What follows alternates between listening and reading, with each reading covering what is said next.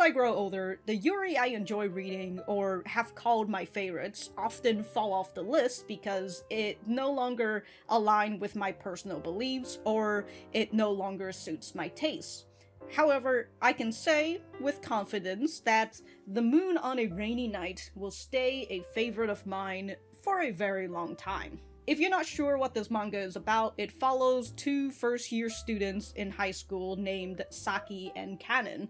Kanon being a girl who is not completely deaf, but she is very hard of hearing, and the big focus in this story is about her deafness and how she navigates through that and how society reacts to her disability. But don't worry, Saki has her own disability as well, that disability being gay and in the closet. Anyways, I'm actually just joking about that one. It is not. If you take that seriously, I just want to say that is a joke. She is an able-bodied person. The thing that she says about herself is that she is a little slow. She's dumb and she's kind. That's the two traits that you can align with her. Because of certain things that has happened in Kanon's past, she has locked herself away and she refuses to let people inside because, well, usually people who lock themselves away don't want to get hurt, so they'd rather push people away instead of letting them in. But, as I said, since Saki's two big traits is that she is dumb and she is kind, she is able to, in the words of Kanon's dad, she crawled under the obstacle that that Kanon has refused to jump over. And so starts the nice little relationship between Saki and Kanon. One of the big reasons why I say that this manga will stay a favorite of mine for a very long time, or at least forever, you know, it's not asking for much, is the fact that it puts a lot of commentary specifically on what disabled people would go through in terms of society and through what they are expecting of themselves as well. Here's the quote that they put in the back that basically explains what I enjoy. This is from Erica Friedman of Okazu. This neither fetishes nor romanticizes deafness. Kuzushiro's work has never been better. Again, there's a lot of commentary about the, especially with disability that is in society and particularly in Japan. Here's a point early in the manga, as in it's in volume 1, that I enjoy, is when they introduce, when Kanon gets introduced by the homeroom teacher, whose name I currently can't remember right now because I can't care enough to care about her, because I don't like this homeroom teacher, she sucks anyways. She gets introduced, and, you know, the homeroom teacher, she's like, can anybody go and help her, please? That would be great. And she even goes and gets Saki, because Saki sits next to Kanon, right? So she's like, can you go and help her? Maybe she might need help in something. So basically asking her to be her helper. And the thing that Saki noticed is that on the homeroom teacher's table is she has a bunch of, she has a manga collection about deaf people, I suppose, somewhere around there. It's basically like had like a deaf character or whatever, and so the teacher has decided that that is her studying material. So she's like, I'm using this to read more, so maybe I can understand Kanon a little bit more. Dude, that's like one of the point where like I was like, I kind of don't like this homeroom teacher. Anyways, I will talk more shit about her in a bit, but I really enjoy the art style of this manga, and, you know, as a lot with how mangakas continue on with their art style, it does get better as the volumes continue. But there is this one thing that always kind of gets me, is the way that the mangaka, I don't want to say exaggerates, but she puts a lot of focus, they put a lot of focus in, I actually am not sure what is the pronoun that the mangaka uses, but they put a lot of focus, Kuzushiro puts a lot of focus on I would say, the dark feelings that characters are having, and the dark feelings are usually, you know, anxiety,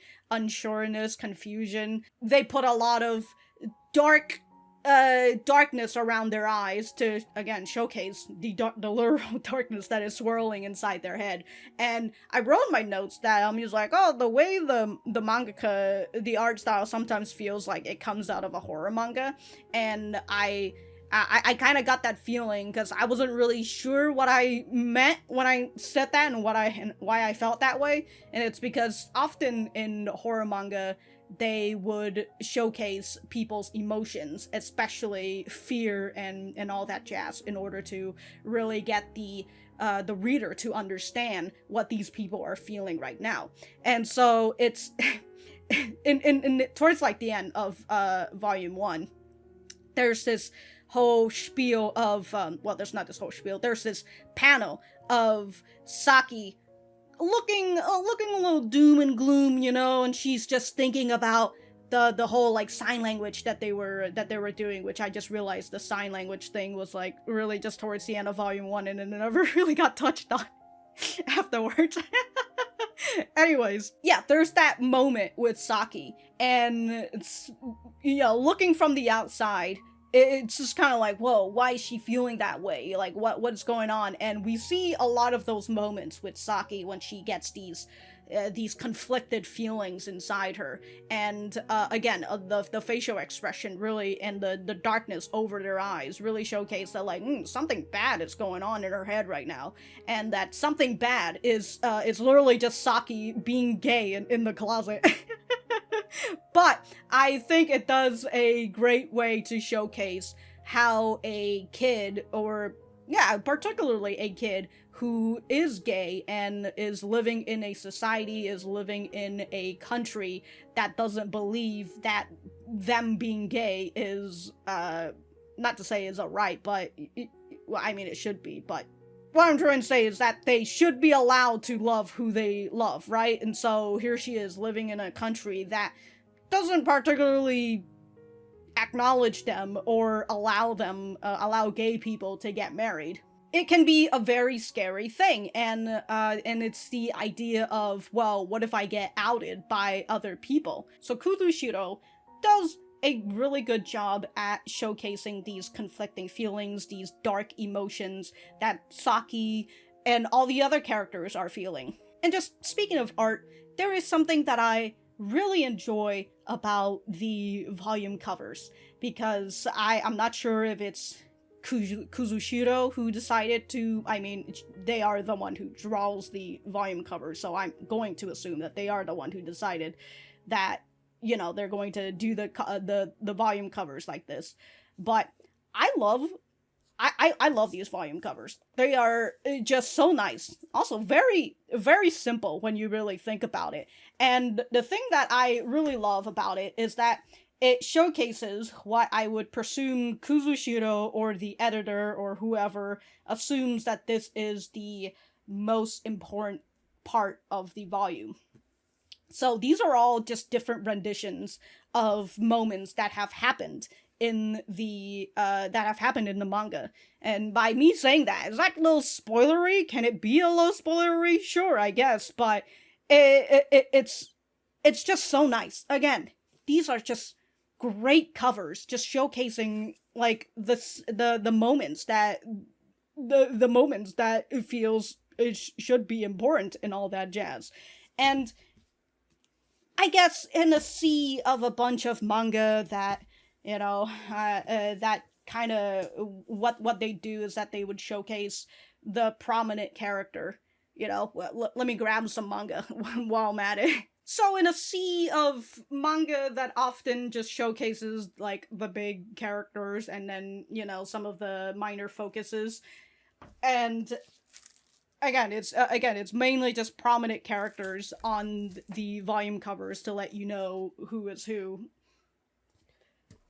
Here's also more Iruma. This is just me telling you that maybe you should be reading Iruma. Fucking bangers, you know? I mean, even one of my favorite manga, one of my favorite Yuri manga, She Loves to Cook and She Loves to Eat, does a very simple and basic manga cover of just the two main characters. And then here's this other one that I have as well, which is the newer one. God, look at this freaking story. Look at this title, dude. A Yuri love story that begins with getting dumped in a dream. That being said, I do like this cover. Anyways, as I was mentioning about how most manga covers just showcases the prominent characters in that volume, you technically could argue that this is also the same thing as well. But look, again, these are all just renditions of scenes that have happened in the manga, and I love it. I love it. I will say, these are some very colorful volume covers. Moving away from the art, there are two other things that I really enjoy about this series, and I think makes it a very great romance. And the first one being the fact that it centers around Saki and Kanon's friendship before they even get into the idea of romance. That being said, Saki is, again, gay and in the closet, so... We kind of have this whole spiel with, I don't know why I keep wanting to say spiel, this problem, this issue that we've got to address first, particularly with Kanon. And so we work our way up to that point first. And it really gives us it really gives us a case of, and really gives us the moments of when Kanon actually falls in love with Saki, and I love it. I love the moments where they show us this is it. You know, I love being able to go back into a manga and just looking at like this chapter. This chapter is right here. You know, this is when they fell in love with that other person. And one of my favorite rom-com, Boku Yaba, or The Dangers in My Heart, does a really good job of working through the friendship before getting into a relationship. Even to the point where, when the two main character, I say two main characters if I don't know their name. Anyways, Ichikawa and Yamada, they both have, you can pinpoint in those moments. You can pinpoint the chapter. And even the mangaka has made, Norio, she has made a timeline of exactly where the both of them fell for each other. And the fact that not only do you have that timeline, but you can just actually just read back through it and see this is it. This is the moment where they fell in love.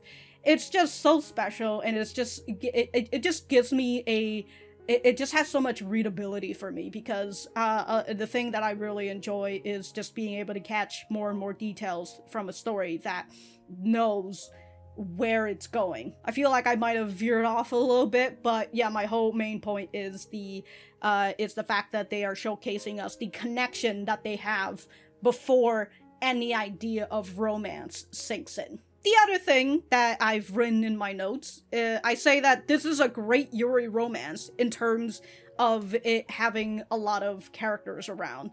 And I tend to say this a lot, and I just love having a food allegory. It's nice to have the main course and whatever, but having appetizers, having side dishes along before the main course is what I feel makes the main course so fucking special. You know, like, here's a very bland example. Steak. Sorry, vegans, but, you know, you can have a vegan steak. But if you got steak, and the only thing you have is steak, like, sure, the steak itself is probably fine. But if you were to have more side dishes, you know, grilled asparagus, mushrooms, mashed potatoes, or roasted potatoes, even having some fucking rice, it would enhance your experience with said steak. And I feel like a lot of stories, not just Yuri, tend to forget about the side characters. And sometimes, if they do have side characters, they're often what it feels like. They're just characters who were pushed to the side. Or, you know, if you're frickin' Nishi, the creator of Iruma, you just have a whole segment for side characters, and then you just have people complaining about how, oh, I don't want to fucking read about these side characters, just let me go back to Hero.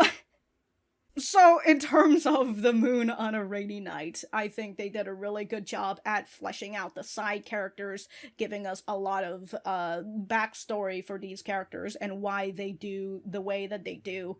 And there will be some focus on those side characters. It's just that we never really have, an entire volume surrounding them, which I personally am totally fine with. I'm totally fine of taking a detour and just watching reading through side character story instead. But I know that people get very impatient and they just want to like steer back to the main story immediately. So in terms of that, this manga does well with those side characters, albeit there is one side character that gets introduced later on in the series, like volume 7 or 6 or something, that I'm kind of a little iffy about, but we'll see where that goes. By the way, as I mentioned, this is one of my favorite Yuri manga of all times at this point, and it also has these short little live action drama that you should definitely watch, and I also have a reaction of it if you're interested in it.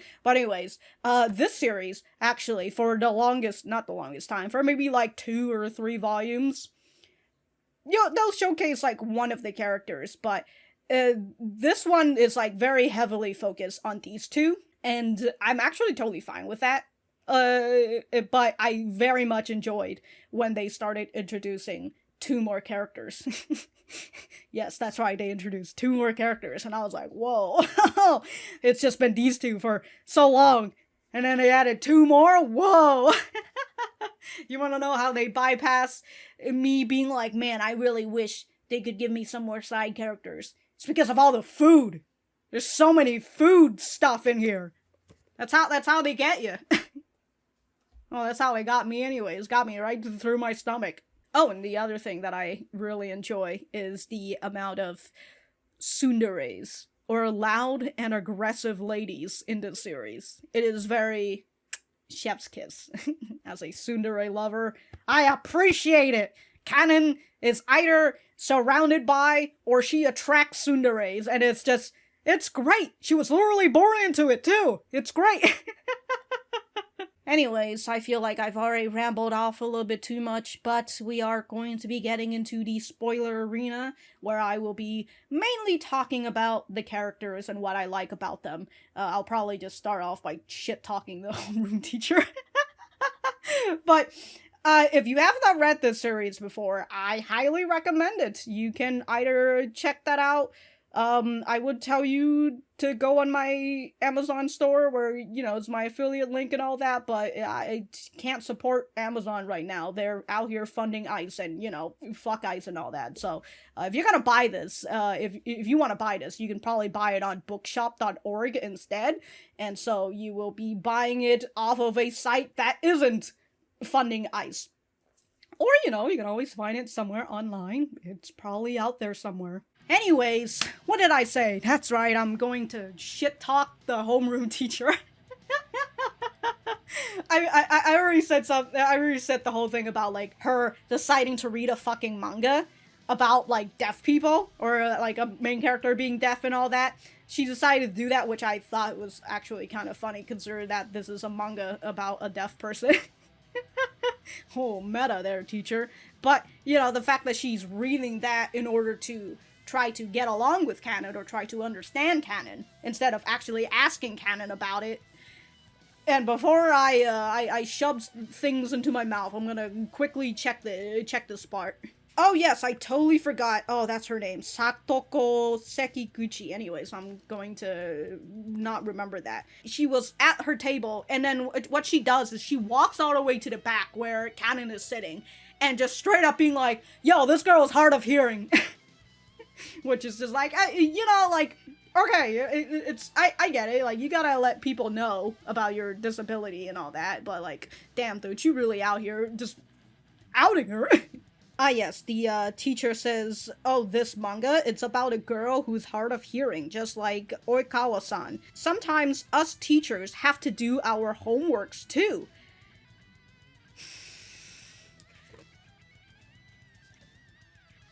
What do you mean you have to...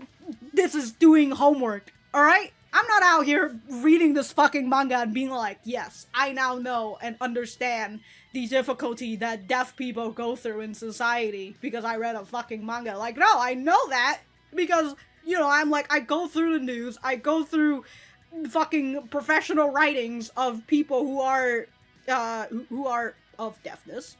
And or if they're blind and all that, right? I listen to those people. I'm not gonna be like, I read this manga and now I know.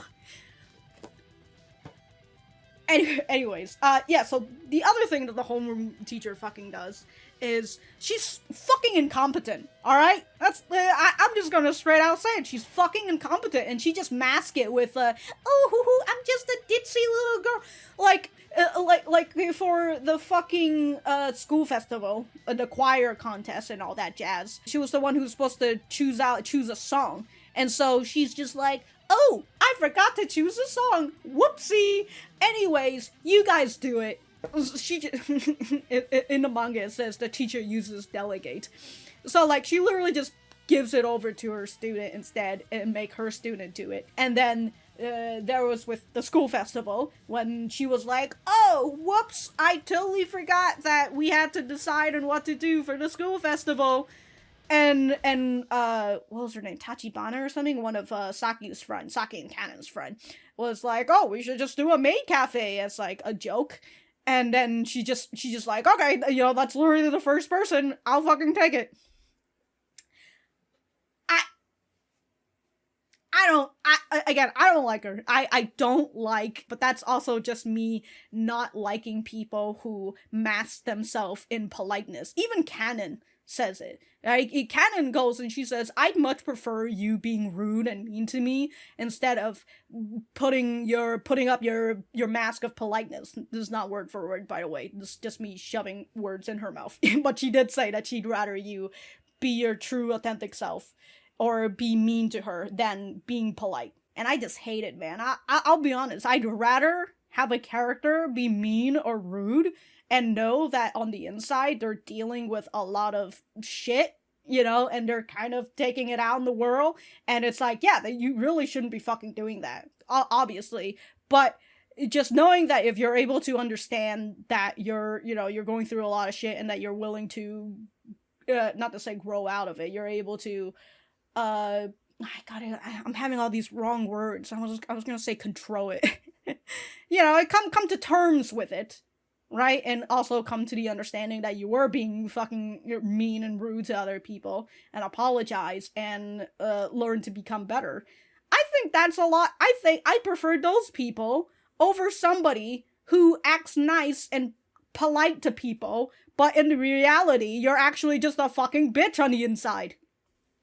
There's no growing out of that. Hot take. Anyways, I'm gonna stop talking shit about that homeroom teacher now, and we're gonna get to, I mean, might as well just actually talk about Kanon and Saki. I gotta say, I relate to a lot with Kanon. I'm not deaf, but, I'm also not hard of hearing, even though sometimes I feel like I am. But a lot of the things that she does, a lot of things that she says, especially one of the things that she thinks about when it comes to Saki is like, wow, she's very accommodating and she doesn't really get mad when I go and I say, huh? You know, what did you say? Right? So she's appreciative of Saki for just repeating herself when Kanon doesn't hear it. Man, that really brings me back to, like, just family members, you know, it's particularly my sister, who unfortunately has this problem of, she only has 2 volumes. It's either very soft and very quiet, or fucking loud and pissy. So, unfortunately, I've gotten to those points where, like, she'll try to tell me something, and I'm like, what? You know, like, I literally cannot hear you. And she would get angry at me for not hearing her. And she would shout at me for it, and so, like, when I heard what I read, I didn't hear her, when I read what Kanon said about that point, I'm just like, man, I feel that, you know, on a personal level, because I'm glad to have friends who is willing to repeat themselves, and I've told them because sometimes, unfortunately, when they're talking, I go into daydream land and like my mind just float off somewhere, or they might be saying something and I literally cannot catch it because I just can't hear it. And so I'm glad and appreciative for my friends for being able to just be like, oh yeah, no problem, I'll repeat myself. And so I really appreciate that. And also, one of the things that Saki does that it's kind of not cool, but you know, she's taking advantage of Kanon's hard of hearing. There will be moments where there will be a moment, one or two moments where Saki knows that it's, you know, it's dark, or maybe Saki is turned away. Saki, like she has her back turned to Kanon, and she'll say something knowing that Kanon can't hear her, and Kanon's just gonna be like, what are you saying? So I was gonna say I really like those scenes, but I also don't. But you know, but like her family kind of does it to her too sometimes. When like her dad, Kanon's dad, was driving Saki home, and Kanon was there, but he was talking to Saki, and he was kind of hoping that Kanon didn't catch anything because, you know, he wasn't looking. She has to look at him. She has to look at people and read their lips in order to know what the hell they're talking about. And so he was using that. He was using that advantage against her. You know, unfortunately for him, she fucking read his lips anyways through the fucking rearview mirror. I was going to say I'm losing focus, but I never had any focus in the first place. When it comes to Kanon and Saki, Saki is, again, very gay, very in the closet. We haven't fully seen this yet because in the 8 volumes that we have, most of it is focused on Kanon and her issues, and the thing that even Rinne, Kanon's little sister, tells Kanon is that, hey, she seems like the girl who bottles her feelings up and she keeps it all inside. And the answer is yes, we don't know all that much about Saki, but we as the reader still have more information about her because we follow her perspective. So we technically still know more about Saki than Kanon, but even the details that we don't get it in big details like we would with Kanon. But for Saki, right, she grew up by herself, essentially, because her mom, by the way, I just remembered one of the reasons why I wrote why this art style kind of feels like a horror sometimes. It's just the way that the homeroom teacher, when she walks towards Kanon at the beginning of the school year, I'm just like, whoa, what a fucking creep, you know? And then sometimes the way Saki's mom looks at her, I'm just like, man, your mom looks like she's a serial killer or something. So Saki's mom had spent a lot of Saki's childhood taking care of their grandma, who is no longer around. And so because of that, Saki always feels like obviously, she grew up not really having her mother's attention as much. And we had some moments where her mom is just like, oh, it's the first time you've invited your friends, you know, you don't do that anymore, or somewhere around there. And Saki is just like in her head thinking, well, yeah, because you're always taking care of my grandma. And I didn't want to invite my friends there because I feel like it would have been a burden for you, right? She has a lot of these thoughts that she doesn't say, so she bottles it all up. But as the reader, we can read her thoughts. And then we had like this moment where Saki is afraid of being found out for her feelings because apparently somebody in her school at the time had maybe suspected her of that. And so again, the idea of, oh no, I'm not normal, and so if I get called out for not being normal, that's going to be big. I can't have this. So she has the fear of being found out that she's gay, but also she was they say infatuated, right? Well, she says, Saki says she's infatuated with her previous piano teacher, whom she's known since childhood. And you know, now that I think about it, consider that Saki's mom isn't around for most of her childhood because she's too busy taking care of her grandma, and Saki goes to piano class to basically hang out with the piano teacher. That that means that she has spent more time, does that mean that she spent more time with the piano teacher than, God, what is the piano teacher's name again? Umehara Sensei. Does that mean she spent more time with Umehara Sensei? And also consider that Saki is, again, gay. Sorry to put you on the spot like that, Saki, but yes, consider that she is gay, and she feels infatuated with Umehara Sensei, right? And that feeling may not feel like romance, or maybe not. Like, in the first volume, we get to see Umehara making the announcement to Saki, being like, oh, I'm actually pregnant, and Saki is just hoping like, what the fuck? You know? And she's in her head, she's just like, she never said anything about dating anybody, how the fuck can she be 12 weeks pregnant, huh? You know? Initially, you know, I did think that maybe she did, I mean, I wouldn't say that she's in love, but she has a crush, kind of like what kids would often have, right? They would have crushes on somebody. And so I feel like that is what she feels towards Umehara Sensei, and also the feeling of abandonment, which is something that Umehara says, I'm not going to abandon you. I'm gonna send you to somebody else.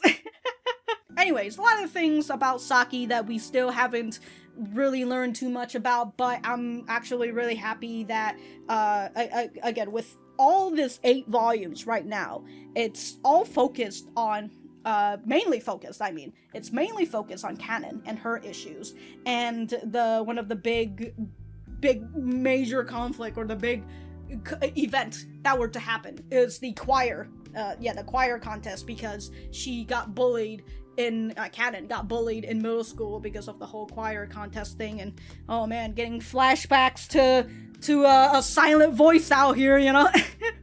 But that's one of the big event that Kanon needed to jump over the hurdle for, and now that she's finally gotten through that issue, and just a bunch of other fucking issues. I was gonna go into Kanon, but I'm just like, I feel like I've rambled a little bit too much about Saki now at this point.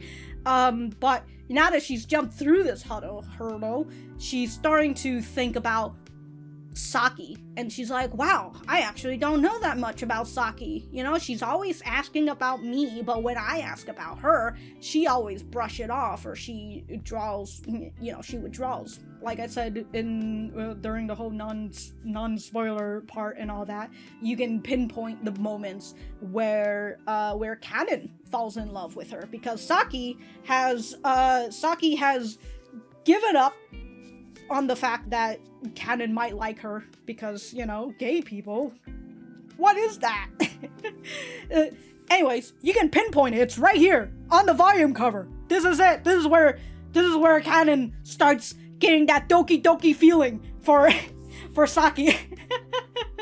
and then volume 7, when Saki helps her. Essentially, Saki help her reform a new friendship with her old friend Ayano, and Kanon coming to the big understanding, or just it all just finally piles onto her, making her realize, wow, Saki has done so much for me, right? And then in volume 8 is when we start getting into the whole infatuation stuff, because the next big event that we're gonna have is the piano recital, so very fun. But Kanon tells Saki that Umehara Sensei is going to be there, and she's just like, oh, why is Saki so much more, it's a lot happier to hear that her old piano teacher is coming to the piano recital than me, the person who should be the important point. What's going on? And so I like that we're getting through Kanon's perspective, and her trying to figure out this whole spiel, and her trying to figure out, oh, this is love, right? This feeling that I have that I've never felt before for anybody is actually a romantic feeling, which is also a pointer where it's a pointer on, I can't remember if it's this volume or not, but there's a moment where Saki also realizes that, oh shit, you know, the feeling I have for Kanon. Whoa!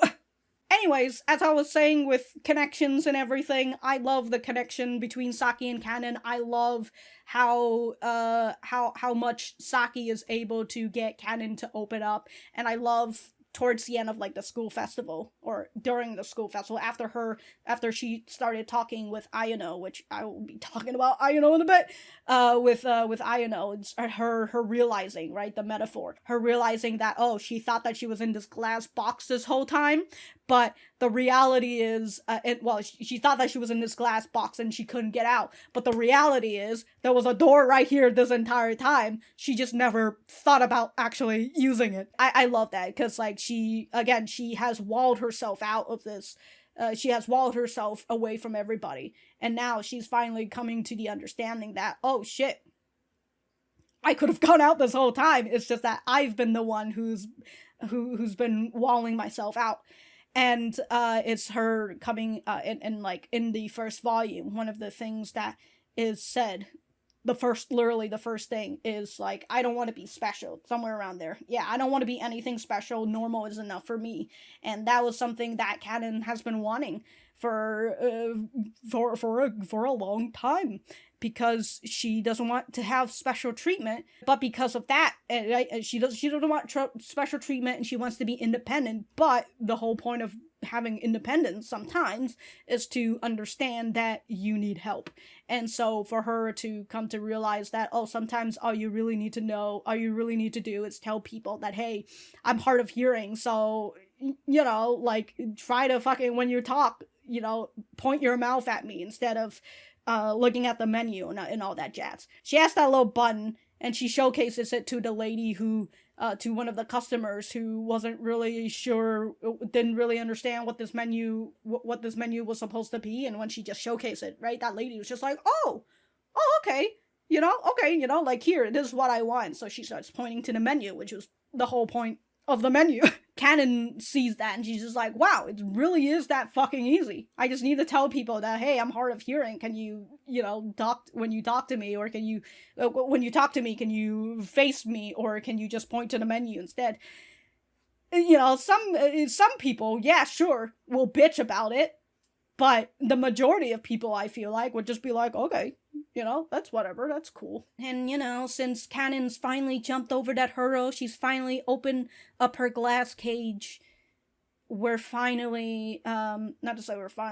now going to be switching over, in terms of the focus, switching it over to Saki, which I very much enjoy. Again, it's just that connection that the characters will have with each other before the romance fully forms, and I love it, man.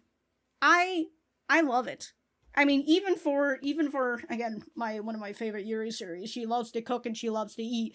The majority of their connection is literally cooking and eating. And I love it. Even before the whole romantic spiel really kicks in. It's great. It's great.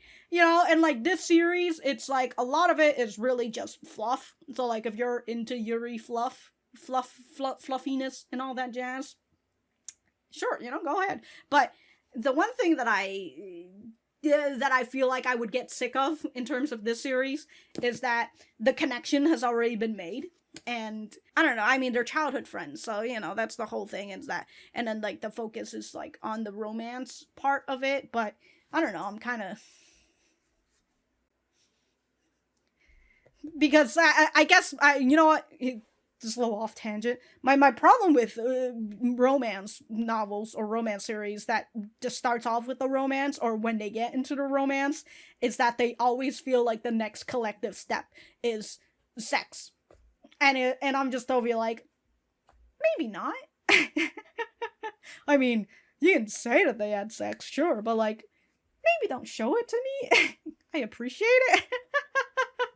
Anyways, how long has this been? Oh my god, it's already an hour in. Uh-oh. I haven't even gotten through the side characters yet. What the fuck? I just want to let you guys know that I have been rambling for however many minutes, and it didn't record anything, so I have just been rambling to the wall this whole time. The entire segment about all the side characters I had just finished, and then I realized it wasn't recorded. Anyways, I really like Ayano, and I really wish you guys had heard what my first take was on Ayano. But I really enjoy her backstory, and when she was first introduced, I believe in the first volume, you kind of get a bad impression of her because Kanon sees her and she freezes up, and Ayano sees Saki, and so she goes up to Kanon and be like, oh, so she's your new helper, huh? And again, very bad, a very bad impression of her. And with Kanon telling a little bit about her with Saki, is that they used to be friends, and then they're not friends anymore. And then I can't remember, it was Kanon who also said that she was being bullied, or Saki. I think Saki probably learned about that a little bit afterwards, but we get to see Ayano a little bit later on when Saki meets Ayano, and here is Ayano going about and telling her the backstory, and we get to learn that Ayano has the unfortunate burden of being the eldest sibling. And I do enjoy the commentary point on that, where if you are the eldest sibling, parents will often put their responsibility onto their eldest sibling. For certain parents, you know, like if it's a single parent household and if they work, kind of like with Ayano's mom, it is an unfortunate thing that it will end up on your eldest kid. And so I can't fully blame Ayano's mom, but I can blame her for the fucking shit that she tells to Ayano, right? So, Ayano, again, she is the eldest sibling, her dad is gone, her mom is working long hours in order to make money and to pay for the freaking apartment, so she has to take care of basically everything for her siblings, right? Take care of all the things that her mom or her dad should be doing, but here she is, again, having to take this responsibility. But the thing with her mom that Ayano has said is that her mom literally told her, you have to take care of your siblings, because if you don't, they will die. And it's like, maybe you shouldn't like put up, like, it's already a heavy responsibility for her when she's not even an adult yet. But you're also literally guilt tripping her, telling her that it's going to be her fault if she doesn't take care of her siblings, and that they will die because of her.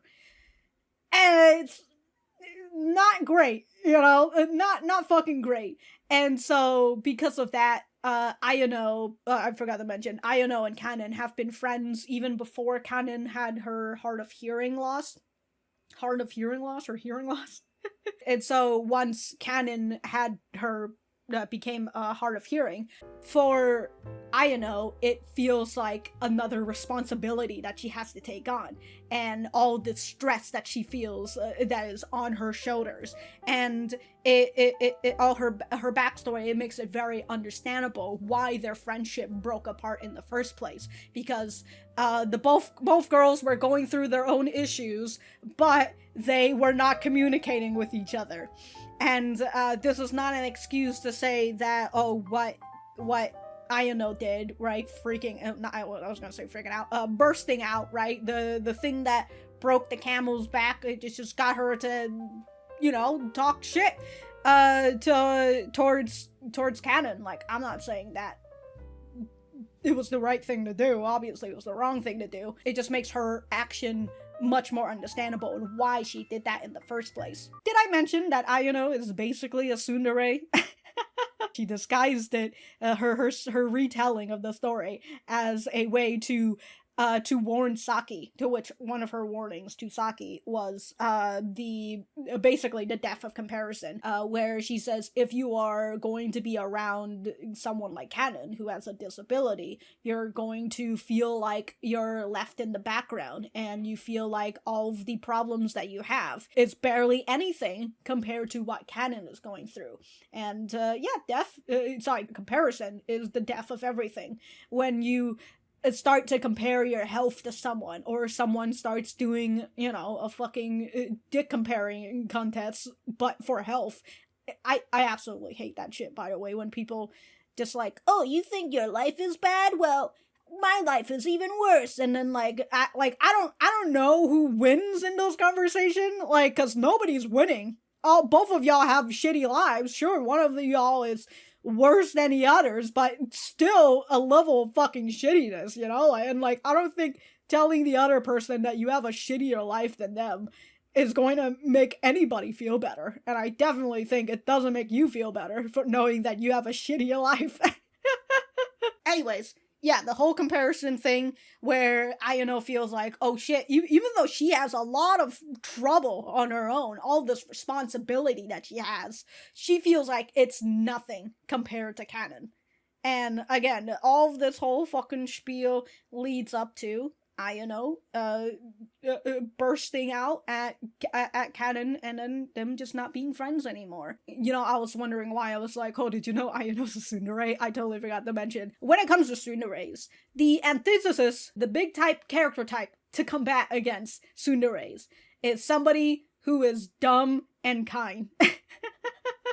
And that is exactly what Saki is. She is the antithesis to tsunderes. And so Saki hears this story and she just straight out tells Ayano, wow, you're really kind. Because if you weren't kind, you would have blamed all of this on Kanon. You wouldn't have told me in such a detail and like tell me the reason why you did it in the first place, right? You wouldn't even be mentioning it in the first place. So the fact that you've actually have gone through all of this tribulation, gone through all of this turmoil, it shows to me that you do care for Kanon in the end. And I love the little relationship between Saki and Ayano, and I love that, you know, they end up exchanging contact and, you know, they're getting to talk to one another. And I love that Saki in the end tells Ayano, hey, if you see Kanon again, you should talk to her. You should apologize to her. And, you know, you'll see that she doesn't hate you and all that jazz. And so Ayano takes that up and she visits Kanon at the school festival. And I love the conversation that she and Kanon have, right? They both finally get to, you know, Ayano finally gets to tell her side of the story. They both apologize to each other. Ayano gets to tell Kanon something that she really needed to hear, which is sometimes you should ask for help.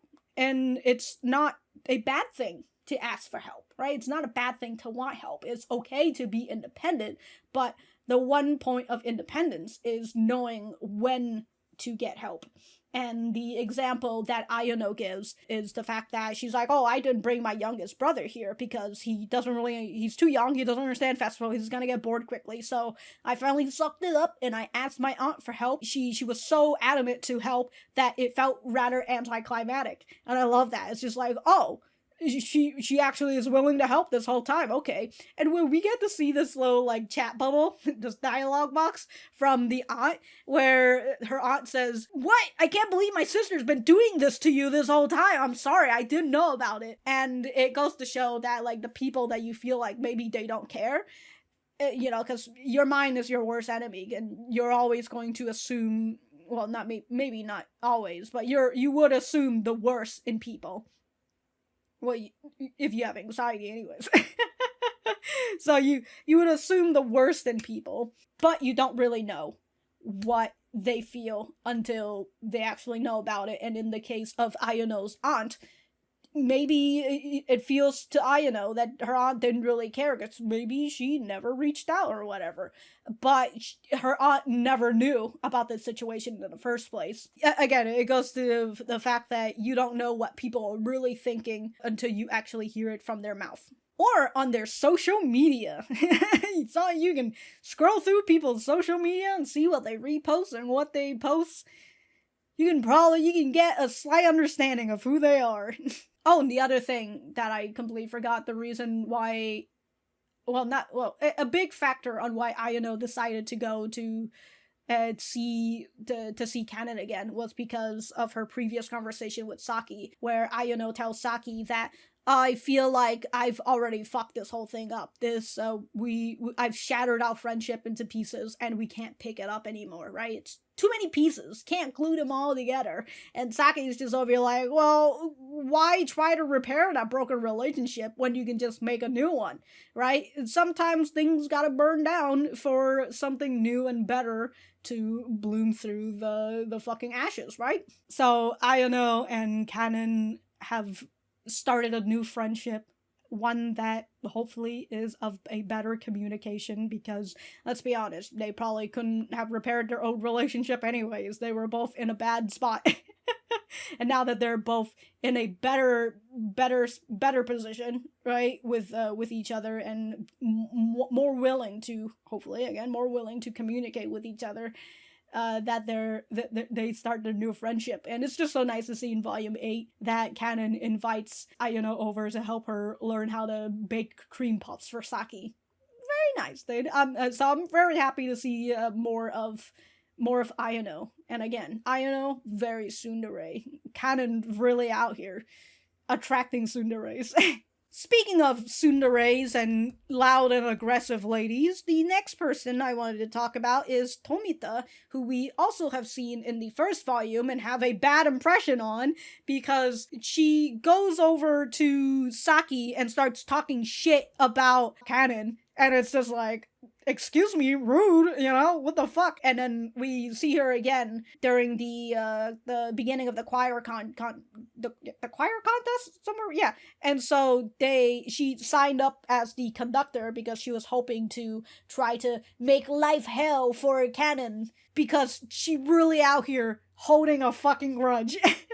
She's holding a grudge since elementary, and we just see that, from when they just showcase that little grudge that she has, like, wow, like, she didn't say hi to you back in elementary, and you're just holding this grudge this whole time? Like, shit, sheesh, my god, But later on, I'll say that a little bit in a bit, but later on, we learn that Tomita is having, she woke up one day and she can't hear anything from the right side of her ear, I believe. Unlike Kanon, who is very hard of hearing, she can hear, like, fuzziness and all that jazz still, but for Tomita, I believe it is, like, completely cut off, so she cannot hear, this would be the right side, so she can only hear from the left side, and we see her again when Kanon and Saki are at the hearing aid center, and we see her at the hearing aid center, and why would she be here? Other than the fact that maybe she has hearing problems. So, Tomita ends up just telling Kanon everything. Like, goddamn, Tomita, Jesus Christ. Yeah, she tells her that she suddenly lost her hearing, and because she only has one hearing, she feels like she feels like she's kind of lost control of herself. She doesn't know where things are, like the direction of the sound and everything, and if people are talking to her on her right side, she can't fucking hear anything. And, like, she didn't really want to, she didn't want to be deaf. Who would, right? If you're a hearing person and you wake up one day and suddenly you can't hear anymore, of course you're gonna be like, why did this have to happen to me? This fucking sucks. So Tomita has been in a bit of denial this whole time, and especially when she's been making fun of Kanon this whole time for being hard of hearing, and then here she is being literally not hearing from one side at all. So it sucks, Tomita.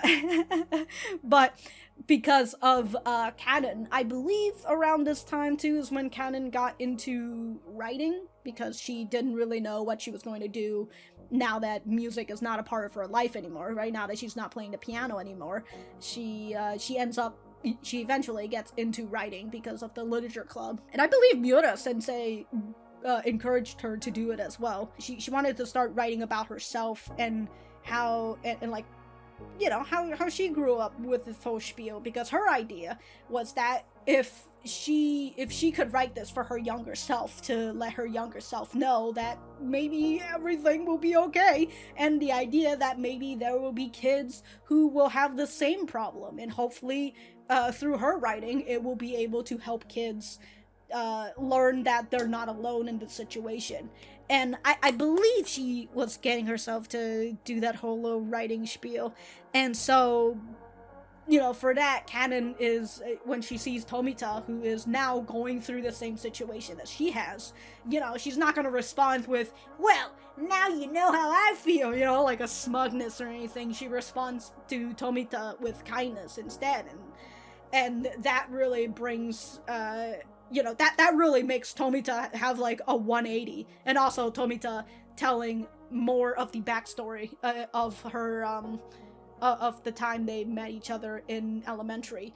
And the whole thing was that her Tomita's mom also had a ran a piano lesson, but because she assumed because Kanon won the contest, all of the students from Tomita's mom went over to Kanon's mom instead, and then because of that, Tomita's mom had to shut down her piano class. So sucks to sucks, you know? Maybe it wasn't Kanon's fault, it was just your mom needed to get good, I'm just saying. But because of that, she blames Kanon for that. And she was like a little girl at the time, and so it's like the factor of like, did your mom also blame Kanon, or like blame Kanon's mom for that? You know, if your mom was being a little spiteful or hateful, that could also have been passed down to Tomita. Or maybe you know, it's just the way Tomita was raised and all that. So who knows? But again, she was just a kid, and so you wouldn't want to assume that, you know, your mom just needs to get good. And so instead, you'd rather just blame somebody else. An understandable thing. And maybe some people might argue, like, oh, well, Tomita only did a 180 because she became deaf as well. If she wasn't deaf, she'd still be holding this grudge and all that jazz. And perhaps, you know, maybe, but then at the same time, maybe at some point, Kanon would have had a one-on-one with Tomita. Who knows?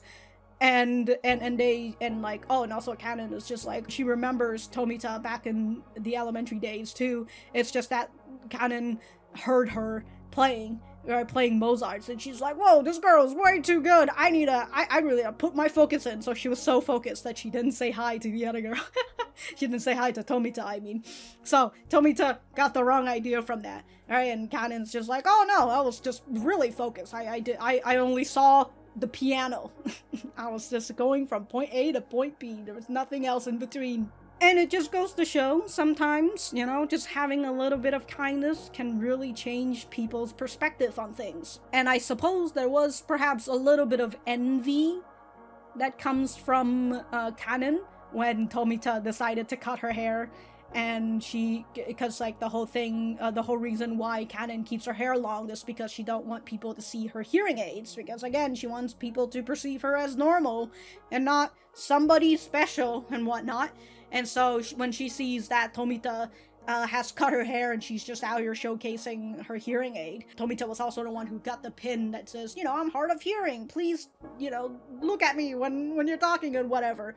And Kanon is just like, you know, she was like, good for her being able to be so out there with her hard of hearing and all that jazz. And Kanon, she in the beginning, she decided to stow away that button because she, again, didn't want people to see her as somebody who needed help. She just wanted to be normal. I really enjoy the 180 on Tomita. It's just nice. It's just nice. And I gotta say, I gotta give some respect for Tomita's friends. Because goddamn, dude, those girls, they are loyal. they are sheeples, but they are loyal. So next on the list is the language teacher, Miura-Sensei.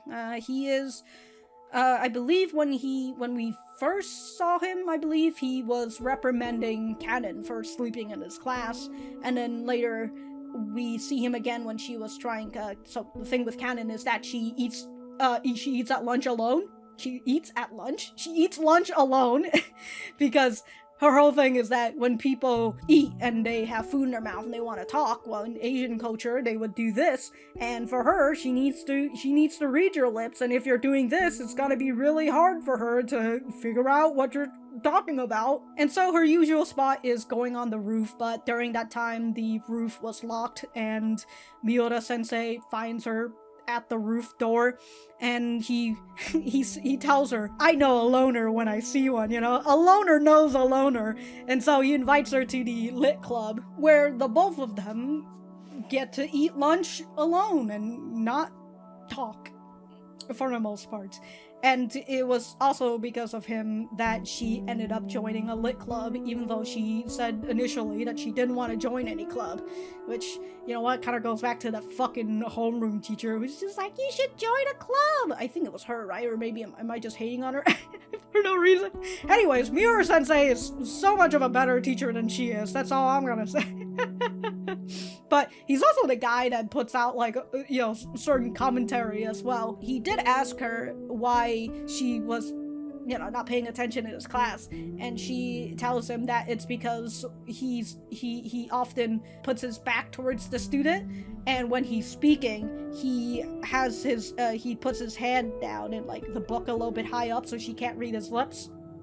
So because of that, she doesn't really know what the fuck he's talking about. And so when he hears that, he readjusts himself, and he's just like, well, if I do it like this, right? If I hold the book down here and I talk to you like this, would that help you pay attention better in class?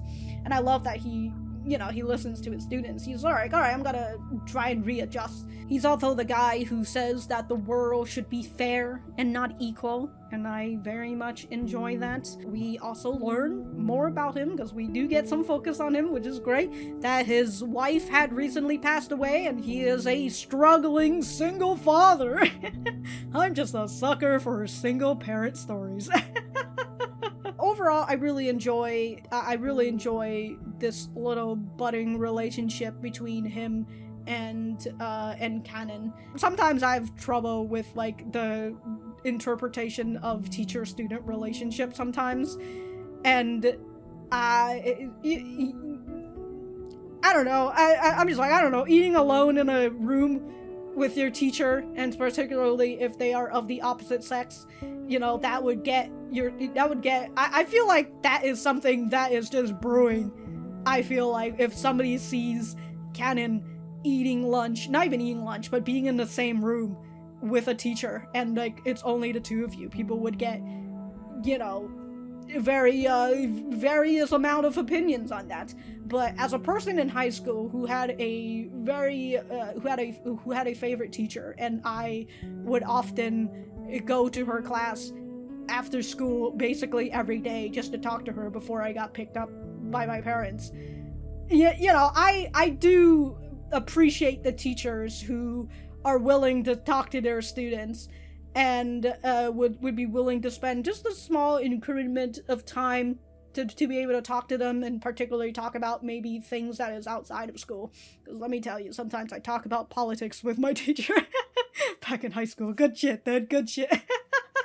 Anyways, I like teachers who are responsible but is still willing to speak with their students and listen to their students. Although I haven't written this in my notes, but I'm still sometimes thinking about Akira, who is the other adult that Saki gets to talk to. Like, man, the first time she meets her, she's just this woman who just comes over and fucking reaches for Saki's arm and, like, pulls her back, and I'm like, whoa, lady, you're lucky you're a woman. Like, goddamn, if you imagine it was a man who fucking did that to a high school girl. But Akira, who is definitely a gay woman, sees another gay, and so she, you know, when it comes to Yuri and just gay stories, perhaps, there's always got to be an elder gay in there somewhere, and so Akira is the elder gay.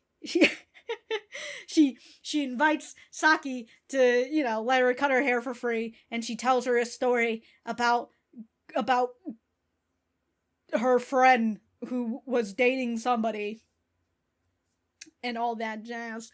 And so, because of that, she kind of tells Saki that, you know, this whole, she kind of lets Saki know that this whole feeling that she's feeling, because Saki, again, is gay. She is diagnosed with gay and in the closet. So, and she, again, is afraid of being found out. And so for her to have this person who she can talk to, and she has called Akira once more on her feeling towards Kanon, and Akira just knows exactly what she's talking about. So like, again, for Akira to be that person for Saki, to just be like, oh yeah, like, if it, you know, a girl falling for a girl, that's a totally normal thing. And, like, I'm glad that Saki has that person in her life who can tell her that being gay is a normal thing. It's great and all, but, like, man, Akira and y'all's relationship, Akira, again, she really just grabbed you. Like, whoa.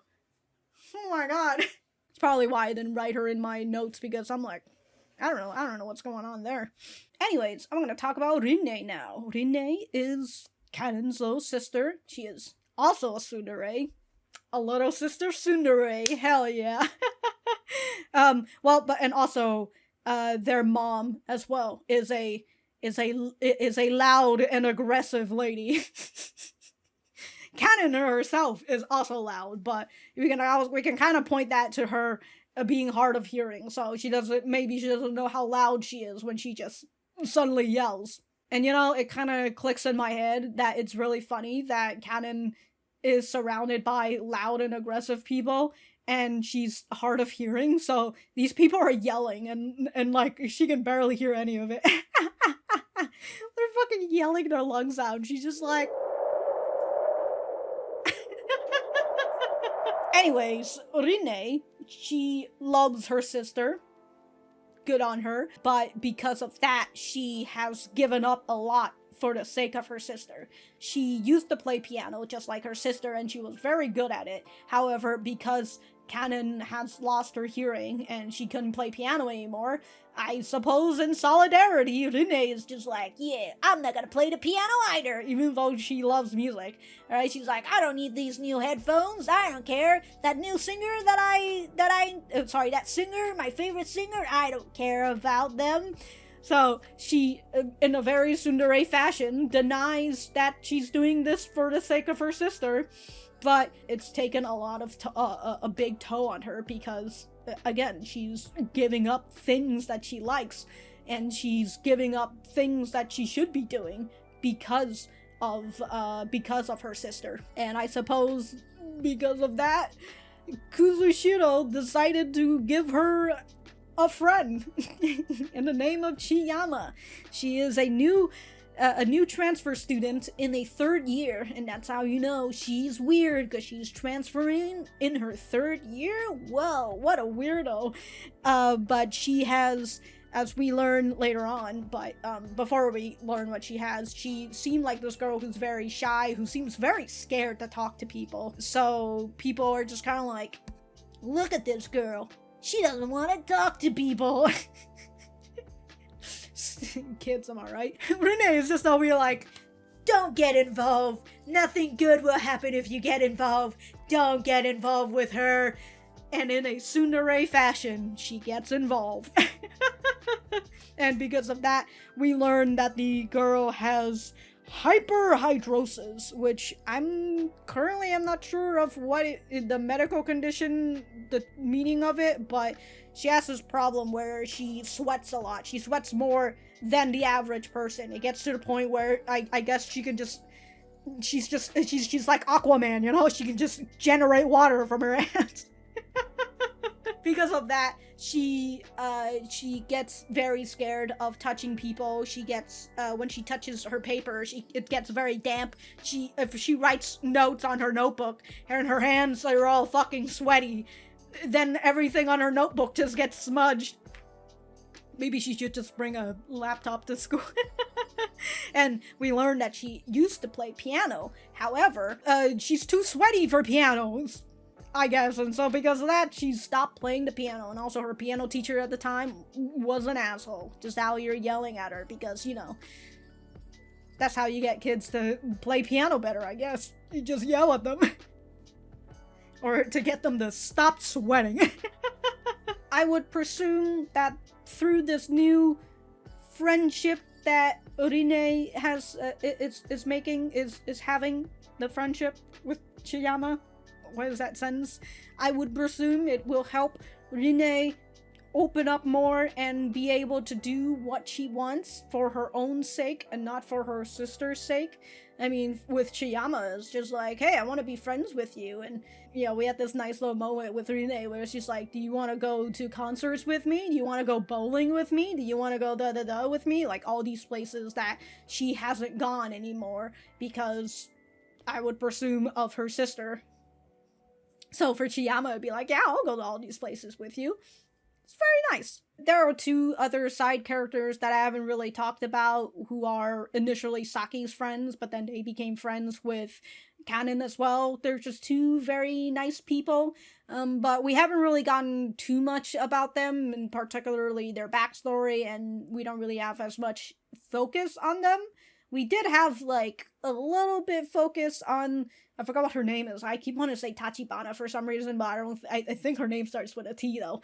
But she's the girl who's also in Lit Club with Kanon, and she likes to write stories, and she writes a web novel, and she has over 100, or has 100 followers on the website that she posts her stories on. Good on her, you know? And she was also the one who suggested the Maid Cafe. Other than that, we don't really have too much information. We don't really have a big backstory on her, and then we don't really know too much about the girl with the mask other than she plays ping pong, and she's the type of character that like her eyes is always like this, but when she opens her eyes, you know, she looks very menacing.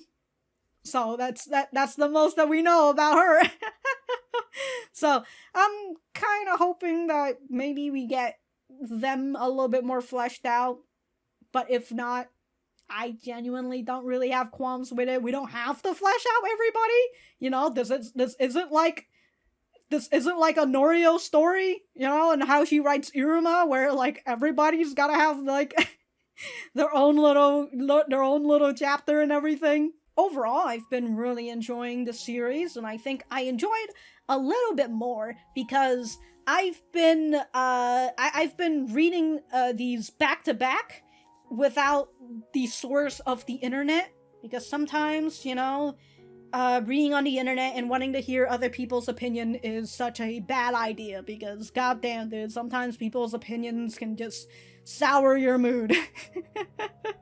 And I just know there are probably some fucking complaints about this series that people have on the internet, but it's a good thing that I was reading volume 1 to 8. I did read up to volume 4, I believe, before I've got all of the manga, and then I started to actually read it back to back. And so being able to read all these newer ones that I haven't read before without any opinions on the internet, very good, very fun. And, I mean, there's nothing else I gotta say about that. You should just read this without the opinion of the internet. The other thing that I very much enjoy, that I've already said, is just the political commentary on all of this. You know? I wasn't going to say political commentary, but I've decided I'm just gonna say it, because anything can be political at this point, alright? And anything is political. And if you're still on the side of, you know, I'm apolitical, you know, I don't care much about politics, well, politics care very much about you. And when I say with confidence that this is going to be one of my favorites for a long time, and, you know, perhaps forever, who knows? Not a big ask. It kind of reminds me of why I love this series, why this is one of my favorite series. It's because of the political commentary that it has, right? Whereas this one talks about the disabled people and how they're faced in communities. This one talks more about women in a patriarchal society, you know, feminist shit, and just overall being gay in a society that doesn't believe in them. This one touches it a little bit, and I would presume as we have the focus switched over to Saki, we are going to hear about it a little bit more. So we'll just have to see how Kuzushiro talks about that whole spiel. But again, this one, as some people says, lays very heavily on the commentary, and at some point, I totally get it, you know, especially when you get to meet one of the later characters, who's my favorite. She is she's asexual, and she has a lot of opinions, but I love her. I love her, and so, but like I totally get what some people say when they feel like this is a little bit too heavy on the commentary aspect. And one thing that the Moon on a Rainy Night does is that it tells you the point and it keeps it there. I was gonna say it doesn't make it quick. It kind of puts it kind of keeps you focused on that situation. I just, my personal feeling on why people, I don't know what people's opinion in terms of like what they say about the commentary here, but I always feel like the reason why some people say this series lay a little bit too heavy on the commentary is because, well, it literally talks about a women's what a woman's role is in a patriarchal society, and people is more willing to listen to what a disabled person goes through in society than they would about feminism. That's my hot take for today. Actually, I had like another hot take before, didn't I?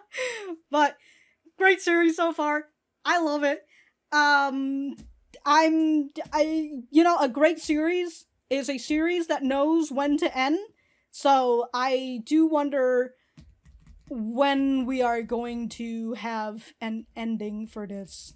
I know that some people would love to have it go on forever, and trust me, I'm a big fan of Iruma, and there's like 40 plus volumes right now. Like, Jesus Christ, it just keeps going.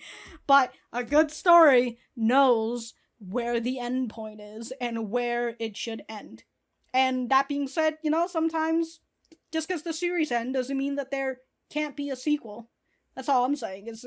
Sometimes I feel like some series, they need to just fucking end and then start it again as like a sequel instead of just continuing on for, 50 plus volumes.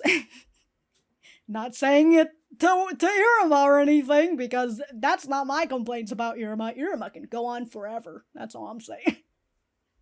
Anyways, if I have anything else to say, I will write it in the description down below. And that's it. Goodbye!